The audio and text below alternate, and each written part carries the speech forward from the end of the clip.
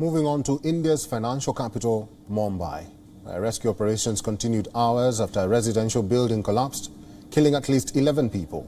The four-storey building collapsed late Monday night in the Kurla area of Mumbai. Teams of police and members of National Disaster Response Force were immediately rushed to the spot.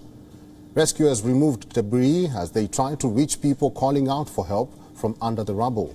13 people have been rescued so far, out of which 4 are still undergoing treatment in a hospital. As the monsoon approaches, the concern over safety of occupants living in dilapidated buildings becomes challenging for the administration. Every year, a pre-monsoon survey is carried out by the municipal corporation. This year, 337 buildings were declared dangerous to live in. The Kurla building that collapsed on Monday night also fell in this category. As per local officials, the owner was given notice by local government body to get the building renovated. As per state officials, even the families living there were asked to vacate. The incident in Kurla comes as a wake-up call for the municipal corporation.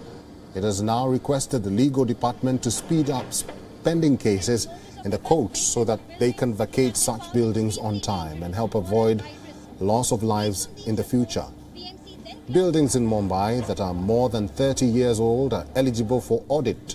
The civic body sends notice of evacuation to buildings that they find dangerous or at high risk. Based on these reports, the municipal corporation classifies the buildings in various categories and decides whether they should be demolished completely or need maintenance. And for more updates on this story, our principal correspondent, Disha Shah, has sent us this report from Mumbai. The numbers shared by the NDRF states that as on 5 p.m. on Tuesday, 24 people have been rescued so far, out of which 11 have been declared dead, 4 are still admitted in the hospital, and 9 victims have been discharged after getting the required treatment. The BMC states that this building was in an extremely dilapidated condition since 2013. The occupants of this building were issued several notices by the local administration here, but they refused to vacate this building since 2013. In fact, the residents also signed an undertaking that they are willingly ready to stay in this building at their own risk and cost. The water supply was cut, the electricity was cut by the BMC as per the norm of Mumbai Municipal Corporation Act, but still residents refused to vacate this building.